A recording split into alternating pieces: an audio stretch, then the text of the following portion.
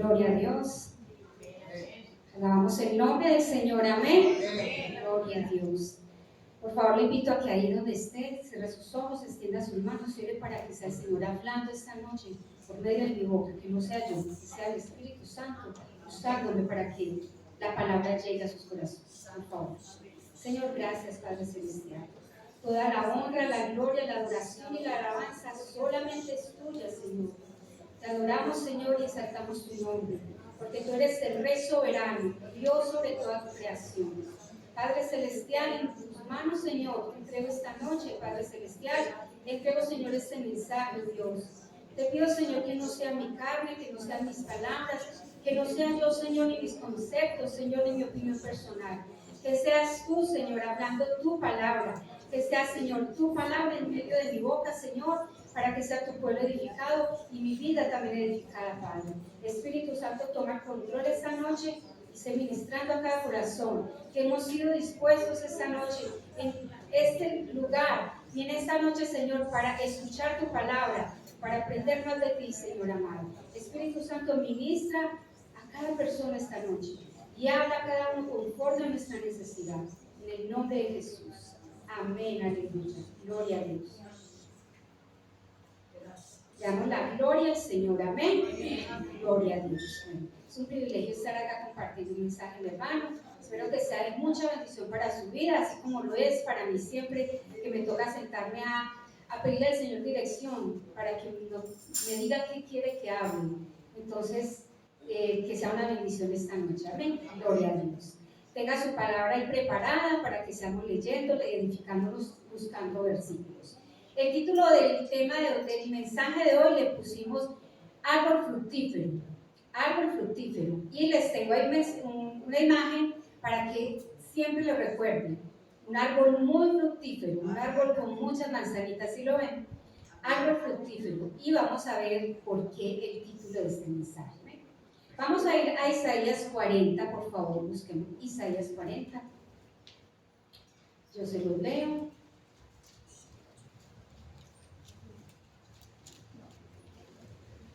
Isaías 40, del versículo 3 al versículo 5. Gloria a Dios.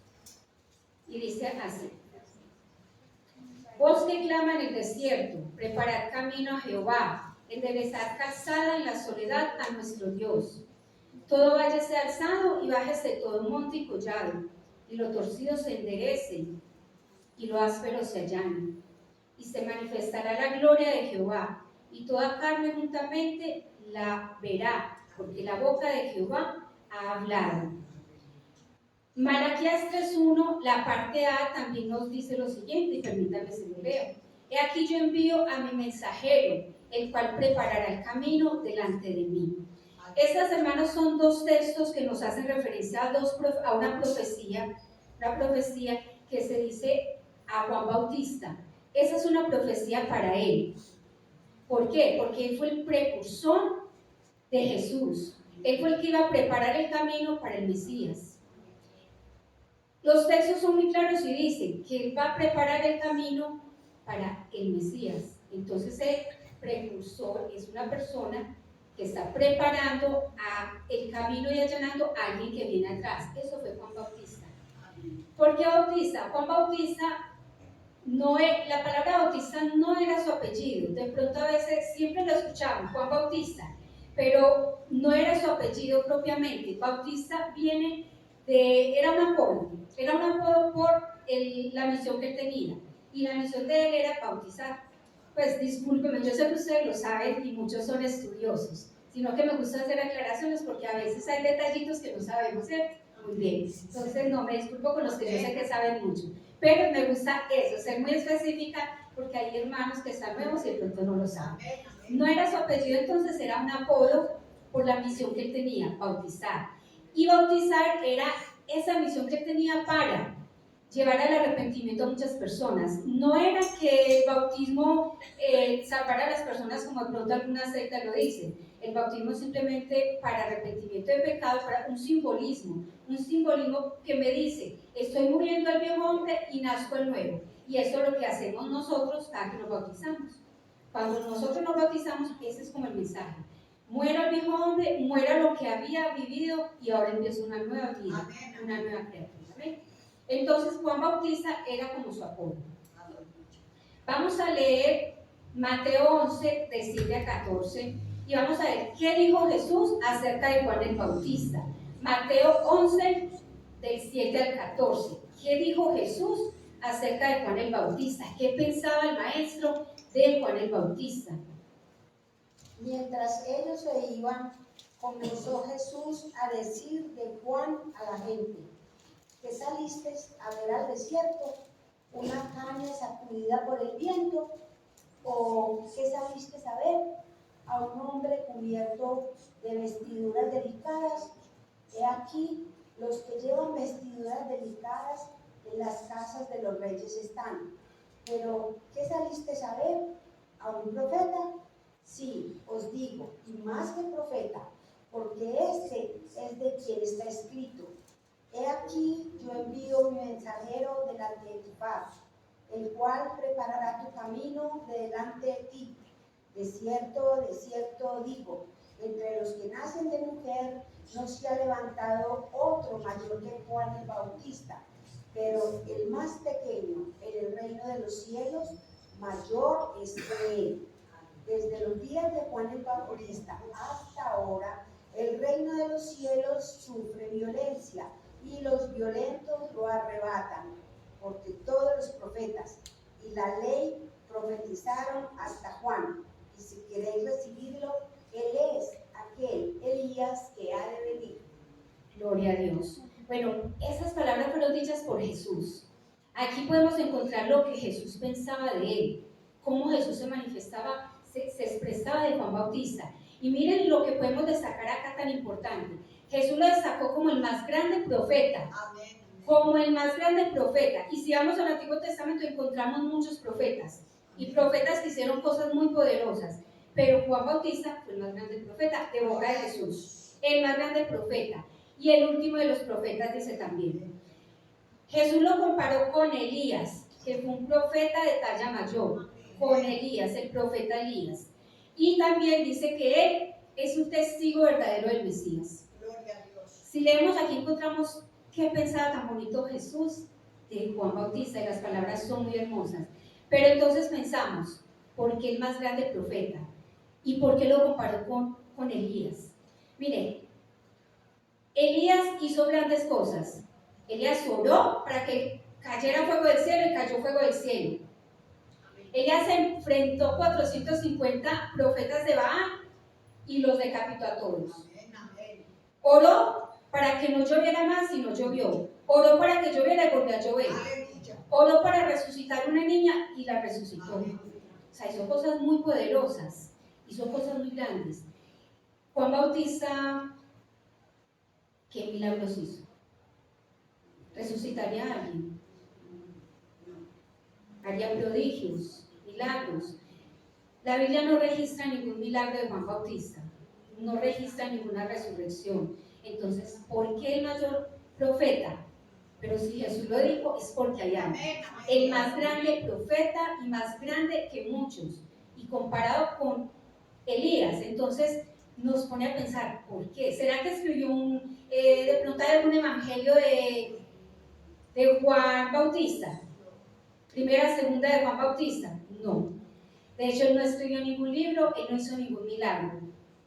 Pero si Jesús dijo que fue el más grande profeta, fue el más grande profeta. Amén, amén. Y es una razón muy sencilla, y lo vamos a entender hoy, mi hermano, porque uno dirá, miremos atrás todos los profetas, las cosas que hicieron, pero Juan Bautista, el más grande profeta.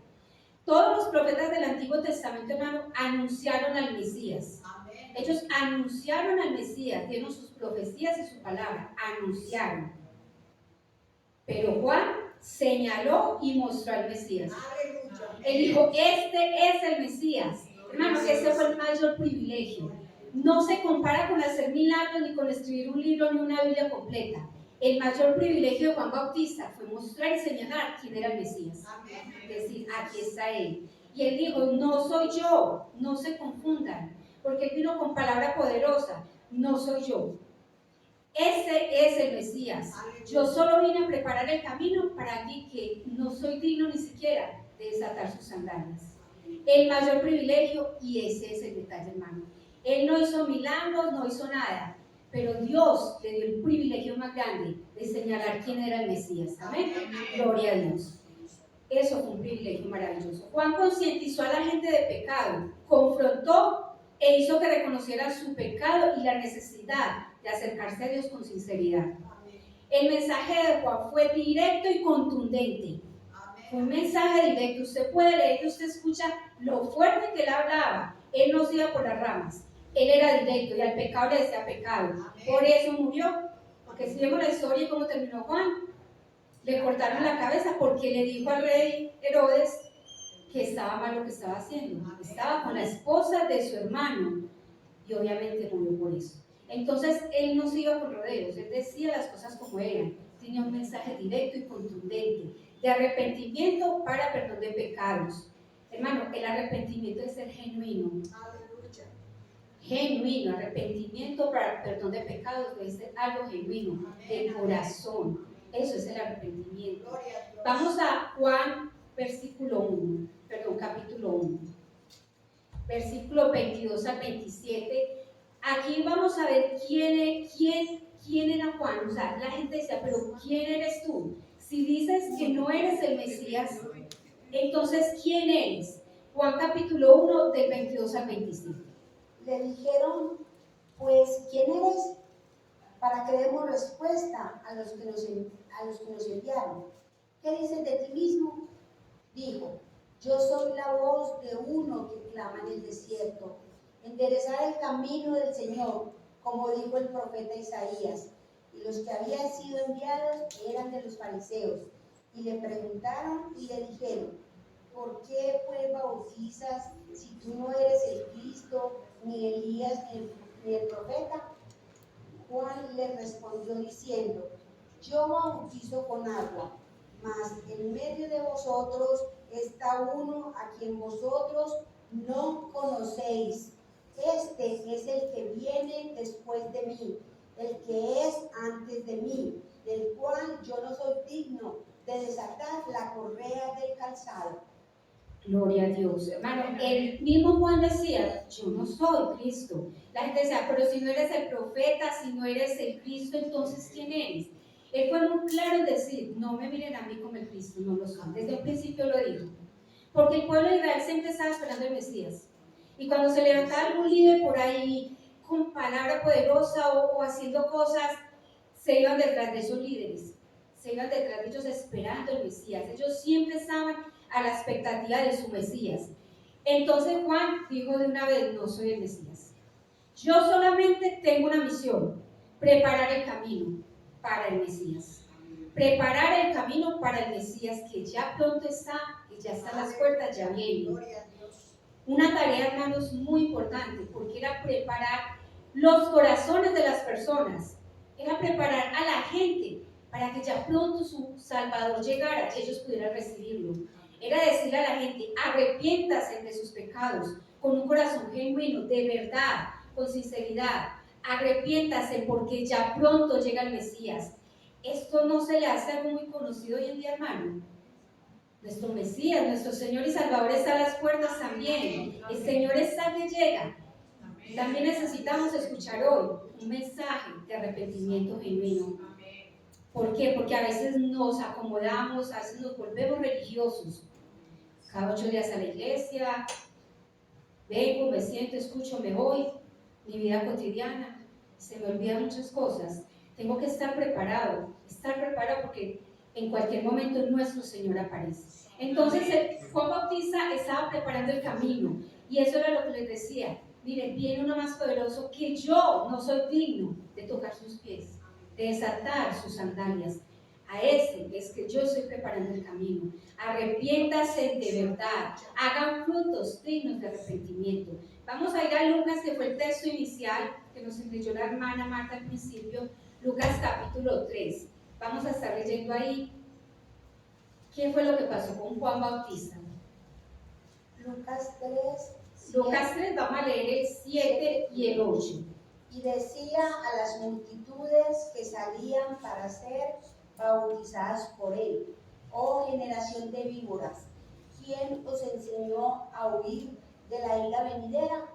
Haced pues frutos dignos de arrepentimiento, y no comencéis a decir dentro de vosotros mismos, tenemos a Abraham por padre, porque os digo que Dios puede levantar hijos de Abraham aún de estas piedras.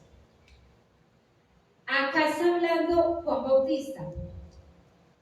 Hagan frutos dignos de arrepentimiento. Ese era el mensaje de él. Arrepiéntase, pero el arrepentimiento debe traer fruto. Hagan frutos dignos de arrepentimiento. Los judíos decían, él les decía, no confíen en su linaje, porque es que ellos creían que por confiar en su linaje israelita ya tenían el cielo ganado. Entonces por eso les decía, no piensen dentro de ustedes que como tienen a Abraham por padre, entonces ya no necesitan más, ya no necesitan salvación, no necesitan arrepentimiento. Él les decía, miren, no confíen en su linaje. Ustedes, aunque sean hijos de Abraham, necesitan arrepentimiento y necesitan mostrar frutos dignos de arrepentimiento. Entonces arrepiéntase. Nosotros, hermanos, confiamos a veces en lo que tenemos o en lo que somos. Nos pasa igual que los judíos, que confían en su linaje. Confiamos en lo que tenemos, en nuestro trabajo, en nuestra familia. Eso me suena mucho cuando de pronto escuchamos por ahí, es que usted no sabe quién soy yo. Usted no sabe quién soy yo. Tal vez ellos decían así, usted no sabe quién soy yo. Yo soy hijo de Abraham. Mi linaje es judío. Entonces, estaban muy confiados y a veces nos confiamos en usted no sabe quién soy yo. Yo soy hijo de, yo soy sobrino de, yo hago. Pero no es eso, hermanos, es confiar en el Señor y tener un corazón sincero, arrepentido y dar frutos dignos de arrepentimiento. Entonces no es confiar de que yo llevo 30 años en la iglesia. Entonces ya, yo estoy más que salva. No, se puede dar todos los años, hermano, y qué pena, pero no se ha arrepentido sinceramente, no tiene salvación. Se puede ser hijo del que quiera, no tiene salvación. Los hijos incluso de las personas que crecen en la iglesia, los niños, ellos crecen dentro de la iglesia, pero llega un momento donde ellos también tienen que reconocer a Jesús como su Salvador. Ellos van creciendo acá, pero llega el momento donde conscientemente tienen que aceptar a Jesús.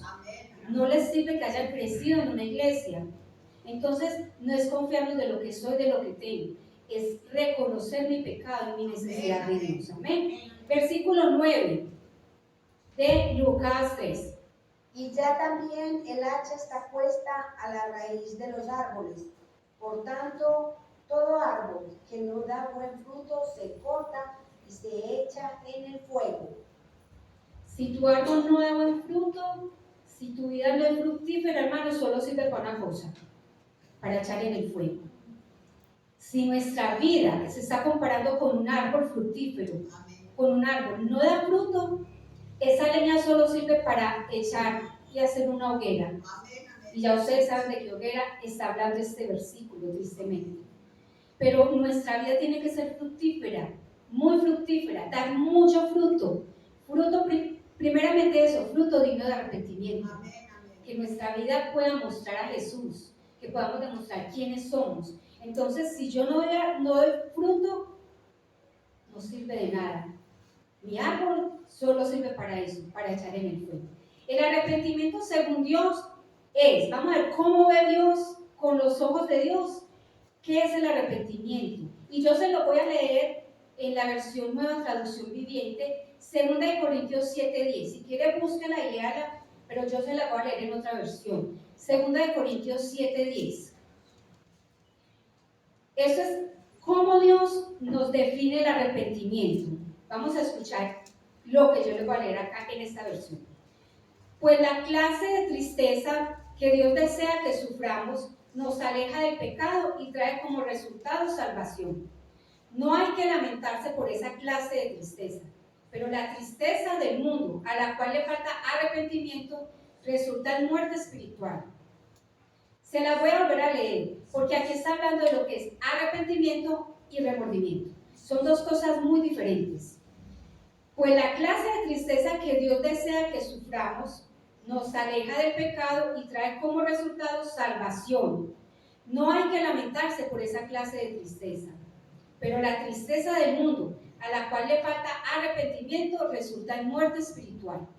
Cuando nosotros nos arrepentimos de corazón, genuinamente, de verdad, hay una tristeza tan profunda en nosotros que nos lleva a ese arrepentimiento, nos lleva a dolernos por el pecado que hicimos y nos lleva a no volver a hacerlo. El Señor dice, no se angustien por esa tristeza, porque esa tristeza es para salvación. Pero la tristeza del mundo, que no tiene arrepentimiento, es para muerte espiritual. O sea, remordimiento. Y se confunde mucho. Parecen igual, pero no es lo mismo. El remordimiento es eso que hacemos y que nos duele y decimos, ay, cometí este error y me siento mal. Y tal vez lo de hacer un tiempo, pero vuelvo y lo repito. De pronto se me olvida cuando ya pasó el dolor, el remordimiento, y vuelvo y lo repito. Entonces, eso es remordimiento. Cuando yo vuelvo y repito y vuelvo a hacer la misma acción, ya cae en lo mismo. Pero cuando hay arrepentimiento verdadero, ya no hay más volver a ese pecado. Ya nos alejamos de eso totalmente. Y hay un gozo para Dios, un gozo porque el Señor dice, esa tristeza es para salvación. ¿Amén? Entonces, es una clara definición este versículo de lo que es arrepentimiento genuino y remordimiento. ¿Amén? Entonces, téngalo presente, hermano. El arrepentimiento y el remordimiento son dos cosas muy diferentes. Se pueden parecer, pero son muy, muy diferentes. Vamos a ver unos ejemplos acá. Hay dos ciudades que me encontré que pueden ser de un ejemplo en cuanto a lo que estamos hablando. Esas ciudades eran Nínive y Sodoma y Gomorra. Eran ciudades perversas, impías y pecaminosas a gran escala. Eran muy pecaminosas, había demasiado pecado. Pero Nínive fue una ciudad que se le predicó. Jonás, el profeta Jonás fue y ellos se arrepintieron. Ellos escucharon al Señor, entendieron y se arrepintieron. Sodoma y Gomorra fue una ciudad también muy perversa. Allí también se les dio la oportunidad de arrepentimiento y no lo hicieron. Encontramos un personaje con su familia, Lot, con sus dos hijas, con su esposa. Cuando los ángeles llegaron a la casa de Lot y le dijeron, ve a tu familia extensa, si tienes tíos, primos, otras familias, por favor, ve y diles que esta ciudad va a ser devastada, para que huyan, para que salven su vida, salgan de aquí corriendo. Lot fue y lo hizo, y ellos no quisieron escuchar. ¿Cómo era el pecado en el corazón de ellos, que ya estaban tan adaptados, que a ellos no les importó? No quisieron escuchar. ¿Quiénes salieron de esa ciudad entonces? Solo 4 personas. Lot, sus 2 hijas y su esposa. Salieron de allí, solamente ellos. No quisieron escuchar y tuvieron la oportunidad de haberse salvado. Pero en el camino también pasó algo. Sabemos que la esposa de Lot volvió a mirar y ya le había dicho, no mires atrás, y quedó convertida en estatua de sal. Uno podría pensar muchas cosas. Yo en mi curiosidad pienso, bueno, las mujeres somos curiosas, de pronto ella quiso mirar qué era lo que estaba pasando, pero desobedeció, perdió la salvación. O tal vez ella, sin haber salido, sin haber llevado mucho tiempo de camino, ya anhelaba y deseaba tal vez el pecado, ya se había contaminado. La Biblia no es clara en decirlo, pero algo pasó en el corazón de ella, que ella volvió a mirar y perdió la salvación. Entonces allí solo se salvarían 3. Ella alcanzó juicio por desobediente, se hubiera salvado, igual que los otros. Entonces esas ciudades no se arrepintieron con sinceridad, no se arrepintieron y Dios les dio la oportunidad. Vamos a ver un personaje que todos conocemos mucho y siempre hablamos de él, pero es que él da mucho de qué hablar, entonces aprovechemos. Es Pedro. Pedro, dice Mateo 26, voy a leer la historia después de su casa, que él negó a su maestro. Él negó al maestro y él negó haber andado con el maestro. Pedro andó con los discípulos y con Jesús 3 años, pero llegó el momento donde a Jesús lo cogen, lo llevan a juicio y él empieza a seguirlo de lejos. Pero Pedro, claro, cuando la gente lo empieza a reconocer, a decir, tú estabas andando con él, te reconocemos. ¿Qué hizo él? Negarlo. Él lo negó 3 veces por temor. Lo negó por temor. Pero podemos hacer una comparación con ese Pedro y el Pedro que nos vamos a encontrar en el libro de Hechos de los Apóstoles, y vamos a ver 2 personajes muy diferentes, hermano. 2 personajes, un personaje transformado totalmente. Este Pedro era un Pedro más aguerrido, un Pedro más lleno de fe, un Pedro que no le importaba que le dijeran que él había andado con el maestro. En Hechos 4:18 no lo vamos a leer, pero si quieren tenerlo ahí, yo le voy a leer acá, dice: después de haber sido amenazados, Pedro estaba con Juan, haber sido amenazados por los sacerdotes, no tuvo temor de seguir predicando. Ellos los habían cogido y los estaban amenazando. Miren, no hablen más de ese tal Jesús, porque si siguen hablando, entonces los amenazaron. Y miren las palabras de este hombre tan maravillosas. Esas palabras son de un hombre que ha sido transformado. Pedro dice, devolvámonos un poquito a la otra historia, después de que negó a su maestro 3 veces, dice que él lloró amargamente.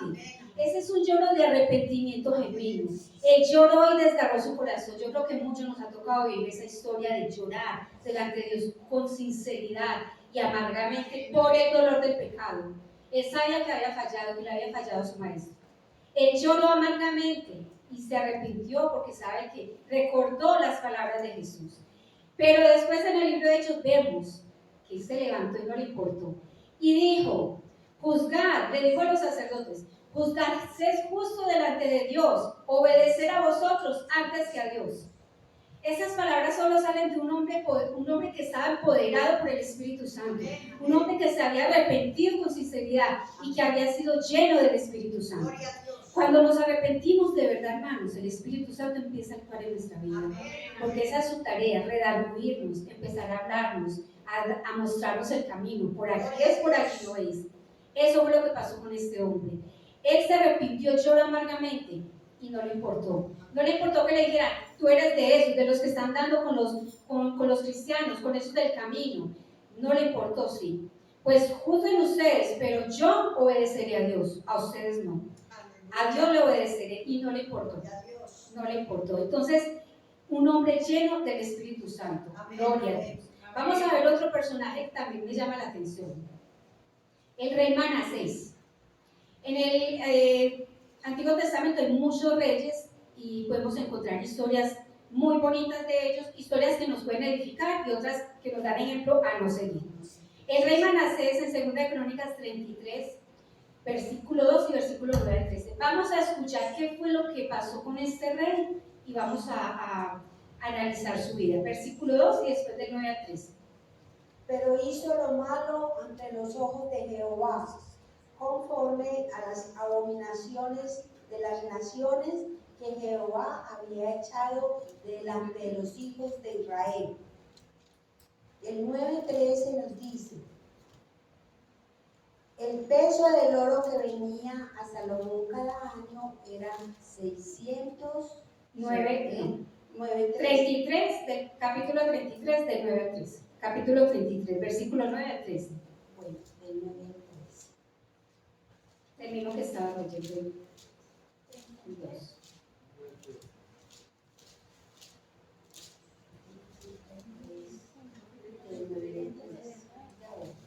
Segunda de Crónicas 33, del 9 al 13. Permítame leer. Sí. ¿Te encontraste? Manasés pues hizo extraviarse a Judá y a los moradores de Jerusalén para hacer más mal que las naciones que Jehová destruyó delante de los hijos de Israel. Y habló Jehová a Manasés y a su pueblo, mas ellos no escucharon. Veamos hasta ahí, hermanos. Dice que él hizo lo malo ante los ojos de Jehová. Y este rey llevó a su pueblo a hacer cosas aún peores que los pueblos paganos. Llevó al pueblo de Judá y Israel a hacer peores cosas. O sea, se extravió de una forma y llevó a su pueblo a pecar. Y ellos no escucharon. Dios mandaba a sus profetas y ellos no escucharon. Versículo 11. Por lo cual Jehová trajo contra ellos los generales del ejército del rey de los asirios, los cuales aprisionaron con grillos a Manasés y atado con cadenas lo llevaron a Babilonia. Mas luego que fue puesto en angustias, espérenme ahí un momentico, hermanos. Este rey hizo cosas terribles. De hecho, en otros versículos que podemos encontrar después dice, él hizo imágenes, edificó imágenes dentro del templo de Jehová. Edificó imágenes dentro del templo de Jehová. Eso era una aberración. Hizo pasar a sus propios hijos por fuego, los sacrificó a los ídolos, sus propios hijos, y derramó sangre inocente. Eso, dentro de muchas otras cosas que ese rey hizo cosas muy perversas. Y ahí lo llevaron preso a Babilonia. Dice versículo 12, mas luego que fue puesto en angustias, oró a Jehová su Dios, humillado grandemente en la presencia del Dios de sus padres. Y habiendo orado a él, fue atendido, pues Dios oyó su oración y lo restauró a Jerusalén, a su reino. Entonces reconoció Manasés que Jehová era Dios. Este rey hizo cosas perversas, pero se arrepintió. Oró y se humilló delante de Dios. Se humilló en la presencia de Dios. ¿Y Dios qué hizo? Escuchó su oración. Hermanos, a veces nuestro pecado es tan grande que el enemigo nos dice al oído, Dios no te va a perdonar. Es que lo que hiciste. Y le aseguro que mucha gente no llega a los pies del Señor porque el enemigo lo tiene presionado, diciéndole al oído, Dios no te perdona eso no tiene perdón de Dios. De hecho, es un dicho, eso no tiene perdón de Dios. Sí, de Dios sí hay perdón. Cualquier pecado, por aterrador, por grave que sea, tiene perdón de Dios, siempre y cuando nos arrepintamos de corazón, siempre y cuando nos humillemos. Este rey lo hizo, a pesar de las cosas tan terribles que hizo pecar a su pueblo, pero él se arrepintió. ¿Qué tuvo que haber hecho Dios para que él se arrepintiera? Sí, lo tuvo que presionar, lo llevaron preso. A veces nos pasa, Dios nos tiene que presionar, Dios permite situaciones en nuestras vidas, permite calamidades, enfermedades, situaciones tristes para que podamos recapacitar. Recuerdan también a Nabucodonosor, este rey también tan poderoso. ¿Y qué pasó? Dios lo tuvo que humillar y él tuvo que reconocer quién era Dios. Él se volvió como un animal, pero después alzó sus ojos a los cielos y reconoció quién era Dios y Dios lo restauró. Amén. Y no estamos hablando de gente judía del pueblo judío, estamos hablando de personas, cualquier persona. O sea que tenemos, hermanos, la oportunidad delante de Dios de arrepentirnos genuinamente y Dios nos escucha. Amén. Entonces, esa fue la historia del rey Manasés. Vamos ahora a volver a Lucas 3, que es el capítulo que estamos viendo, el texto base, Lucas capítulo 3. Y la gente le preguntaba diciendo, entonces, ¿qué haremos? Y respondiendo les dijo, el que tiene 2 túnicas, dé al que no tiene, y el que tiene que comer, haga lo mismo. Vinieron también unos publicanos para ser bautizados y le dijeron, Maestro, ¿qué haremos? Y él les dijo, no exijáis más de lo que os está ordenado. También le preguntaron unos soldados diciendo, ¿y nosotros qué haremos? Y les dijo, no hagáis extorsión a nadie, ni calumniéis y contentaos con vuestro salario. El arrepentimiento, hermanos, demanda un cambio. El arrepentimiento demanda un cambio. Cuando nosotros nos arrepentimos, tiene que haber un cambio, y si no, no hay arrepentimiento. Pero también, hermanos, hoy les quiero dejar esto y que lo lleve grabado en su corazón. El arrepentimiento demanda un cambio, pero también demanda restitución. Restitución. Restitución. Restitución es devolver, pagar y dar. Ellos le dijeron a Juan Bautista, ¿qué haremos? Ellos estaban allí para que los bautizara, estaban compungidos de corazón, muchos se estaban arrepintiendo, pero ahora ¿qué haremos? Y Juan les dijo esto, miren, el que tiene 2 túnicas, déle al otro, el que tiene comida y el otro no tiene, déle. Ayúdenle a los demás. Los soldados mismos le preguntaban porque también estaban inquietos, ¿qué haremos? Y él decía, no le hagas extorsión a nadie ni los calumnies. Los soldados estaban ahí, los oprimían, pero muchos de ellos creyeron, eran romanos. Y ellos preguntaban, ¿qué haremos? Ellos iban para ser bautizados y él les decía eso. Y los publicanos también, ¿qué hacemos? Miren, no exijan más de lo que tienen que exigir. La restitución es devolver lo que no es mío. ¿Por qué quiero que pensemos y analicemos eso, hermano? Piense ahí donde usted está. Si en algún momento de su vida usted le quedó debiendo a alguien dinero, o usted le quedó debiendo una excusa a alguien porque ofendió. Ese es el momento que el Espíritu Santo le muestra su corazón. Porque a veces llegamos al Señor y decimos, ay, pero eso fue hace 20 años, ¿no? Ella ya se olvidó y pues, yo ni me acuerdo cuánto le debía. Restitución es usted no se olvidó que le debía. Busca a esa persona, hermano, y páguele. Busca a esa persona y póngase a cuentas. Eso es restitución. Le aseguro que eso le abre muchas puertas. Porque a veces dejamos, nosotros queremos olvidarlo, pero restitución es eso. El Espíritu Santo nos redarguye y nos dice, tú hiciste eso, acuérdate con esta persona. Cuando usted vaya a esa persona y la busque y la restituya, esa persona va a ver en usted un cambio y va a ver que usted es una mujer y un hombre que tiene frutos dignos de arrepentimiento. Restitución, por favor, hermanos, de verdad. Y si es una palabra, si alguien necesita que usted vaya, restituya una palabra, hágalo. Restitución. Entonces, el arrepentimiento debe traer también restitución. Y hay un ejemplo muy claro, Zaqueo. Zaqueo, en Lucas 19, 7 al 9, Zaqueo cuando se encontró con Jesús le dijo así: he aquí, Señor, la mitad de mis bienes doy a los pobres, y si en algo he defraudado a alguno, se lo devuelvo cuadruplicado. Zaqueo era un recaudador de impuestos. Él era adinerado porque Roma le pagaba a él para recaudar impuestos. Él tenía un buen sueldo. Y él quería acercarse a las personas que había defraudado para restituir. Señor, la mitad de mis bienes le voy a dar a los pobres. Está muy bien, dale la mitad de los bienes, porque él tenía cómo bendecir a otros. Y si en algo he defraudado, se lo doy cuatro veces. Le aseguro que sí había defraudado más de uno, porque ellos cobraban en excedente para quedarse con eso. Ellos cobraban de más, por eso ellos no los querían. Por eso no los querían, porque ellos mismos, siendo judíos, oprimían a su pueblo y les sacaban más y se quedaban con ese excedente. Entonces, no era que tan buena gente Zaqueo fue y les dio 4 veces, no, es que le estás devolviendo lo que le robaste y le estás pagando intereses por lo que le había robado. Entonces, restitución es eso, y Zaqueo nos lo enseña, devolver lo que no es mío. Hermano, devolvamos lo que no es de nosotros. Si el Espíritu Santo hoy te está mostrando algo y esa persona está mostrando algo, por favor, hazlo, de verdad. Restitución. Es una palabra muy poderosa y va de la mano del arrepentimiento genuino. Sin eso no tenemos frutos dignos de arrepentimiento. ¿Amén? Entonces vamos a pensar en eso. Los frutos dignos de arrepentimiento son hechos concretos y se deben ver. Debemos de verlos.